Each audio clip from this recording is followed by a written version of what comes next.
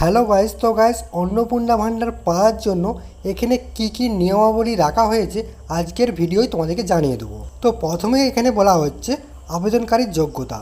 তো এখানে যেটা বলা হচ্ছে আবেদনকারীকে অবশ্যই পশ্চিমবঙ্গের স্থায়ী বাসিন্দা হতে হবে এবং আবেদনকারীর বয়স 25 থেকে 60 বছরের মধ্যে হতে হবে। 2 নম্বরে যেটা বলা হচ্ছে আবেদনকারীর নামে রাজ্যের বৈধ রেশন কার্ড থাকতে হবে।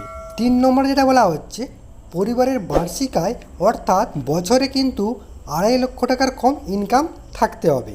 4 নম্বরে যেটা বলা হচ্ছে আবেদনকারীর পরিবারের নামে পাকা বাড়ি, 4 চাকা গাড়ি বা ট্র্যাক্টর থাকা যাবে না।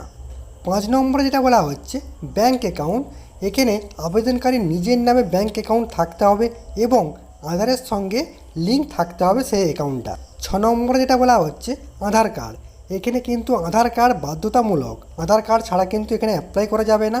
আধার কার্ডের সাথে কিন্তু মোবাইল নাম্বার লিঙ্ক থাকতে হবে। 7 নম্বরে যেটা বলা হচ্ছে প্রয়োজনীয় নথি, কী নথি এখানে লাগছে, এখানে লাগছে রেশন কার্ড, আধার কার্ড, ব্যাঙ্ক পাসবই, আয়ের শংসাপত্র মানে ইনকাম সার্টিফিকেট, আর বসবাসের প্রমাণপত্র মানে রেসিডেন্সিয়াল সার্টিফিকেট, সঙ্গে মোবাইল নাম্বার লাগছে।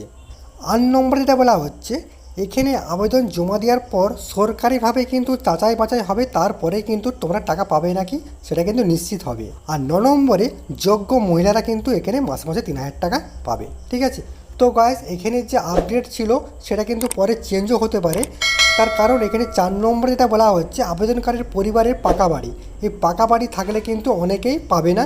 তো গাইস এই ছিল আপডেট। তো গাইস ভিডিওটা কেমন লাগলো, যদি গাইস ভালো লাগে অবশ্যই লাইক করে দিও।